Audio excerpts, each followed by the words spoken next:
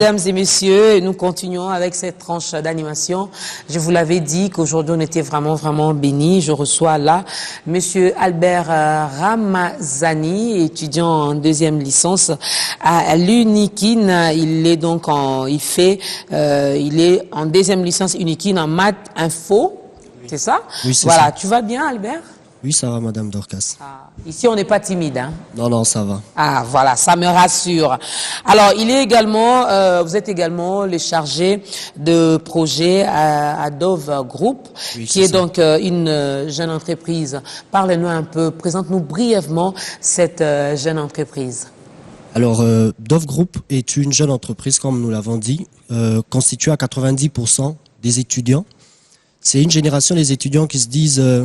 c'est vrai, on peut aller toquer, déposer nos CV, mais on n'étudie pas d'abord pour ça. Premièrement, un étudiant, c'est un chercheur. Et nous, on s'est dit, pourquoi ne pas créer notre propre entreprise, vu qu'on est conscient et on croit qu'on développe des solutions qui peuvent aider ce pays. Alors, c'est comme ça qu'on s'est lancé, et ça fait une année qu'on est en train de développer des solutions qui bougeront d'ici là ce pays. Alors, parlons donc de ce projet. Cette entreprise consiste à quoi? Quel est l'objectif même que vous visez? Mon objectif, c'est proposer des solutions d'abord innovantes dans le domaine informatique. Et je suis là pour parler d'une application qui aide premièrement à créer ce pont, ce lien entre les parents et les écoles. Parce que nous avons remarqué qu'actuellement, il est très difficile pour un parent d'avoir des informations fiables sur son enfant, sur l'école de son enfant. Alors on s'est dit, mais pourquoi ne pas développer une solution qui tend à aider à résoudre ce problème? C'est sur ça qu'on s'est... Donc, on va parler de ce logiciel qui va donc résoudre les problèmes de la communication entre parents et école ou école et parents. Je suis également parent, hein. Des fois, il est difficile de suivre de près ce qui se passe à l'école, comment se comporte votre enfant, est-ce qu'il s'applique bien, est-ce qu'il se comporte bien, est-ce qu'il travaille bien à l'école. Mais voilà que ces jeunes gens nous amène comme ça des pistes de solutions pour résoudre ce problème. Alors parle-nous vraiment clairement de ce logiciel. Ok, je commençais d'abord à présenter la problématique. Nous avons remarqué qu'actuellement, il est très difficile pour un parent d'avoir des informations fiables sur l'école de son enfant. Le cahier de communication, le journal de classe devrait normalement créer ce pont, ce lien entre l'école et les parents, mais tout le monde peut le voir que ces outils sont jetés aux oubliettes.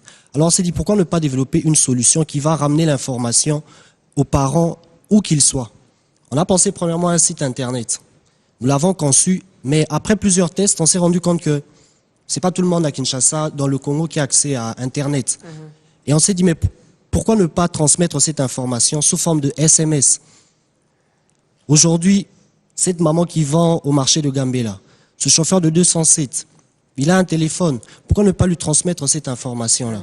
Alors on s'est dit, on veut toucher un peu toute la couche de la population. Voilà pourquoi nous avons conçu ce logiciel. C'est une application mobile, faite pour téléphone, facile à utiliser, très simple et accessible à tous. Mais la télé, c'est les images. Hein. Là, nous sommes en train de parler. Je ne sais pas, Sylvie, est-ce qu'il y a moyen de démontrer quand même, d'appuyer quand même vos dires avec, voilà, une démonstration. On nous fait signe qu'il y aura pas moyen. Mais vous pouvez quand même nous expliquer, parce que déjà avec ces logiciels, avec cette application, vous nous poussez encore à jeter les journaux des classes, à jeter également le cahier de communication, parce que finalement, je ne veux plus acheter. J'ai mon téléphone, donc quand il y a quelque chose qui se passe à l'école, si j'ai cette application dans mon téléphone, donc je vais recevoir tout ce qui se passe à l'école. Oui, en soi, l'application est destinée aux enseignants. Le parent, peu importe le téléphone qu'il puisse avoir, il recevra des notifications sous forme de SMS. Parce qu'aujourd'hui, c'est pas tous les parents qui ont des téléphones high-tech. Alors on s'est dit, pour résoudre le problème de toute la couche, pourquoi ne pas transmettre ces informations sous forme d'SMS? Par exemple, le matin, vous emmenez votre enfant, Madame Dorcas, à l'école, et votre enfant saute le mur, il change de direction. Ah, là, il fait l'école boussonnière. L'école boussonnière. Et là, vous recevez automatiquement à 7 heures du matin, après l'appel de l'enseignant, un message vous signifiant que votre enfant n'a pas été en classe. Ah, n'a pas assisté au cours. Et là, vous pouvez prendre une décision sur le champ, appeler l'école, appeler le promoteur de l'école et en savoir plus.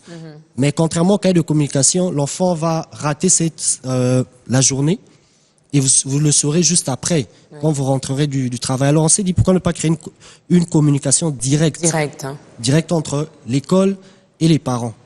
Et en faisant certains tests, nous nous sommes rendus compte que la solution est très concluante.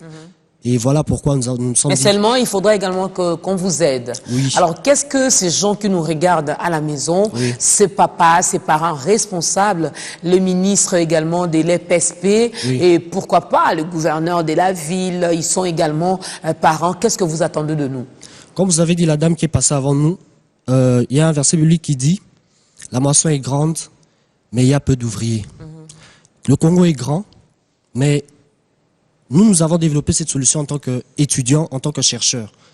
Et nous voulons que le pays nous aide à l'étendre. Nous pouvons l'étendre dans une école, 2 écoles. Nous étions en Bas-Congo, nous étions en Bandundu. Nous avons vu la répercussion que l'application a eue.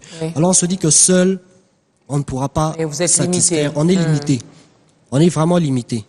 Alors c'est comme ça qu'on fait un appel au gouvernement, à toutes ces personnes qui pourront bien nous aider, à ces personnes qui pourront nous donner un coup de pouce pour étendre encore cette application encore plus loin.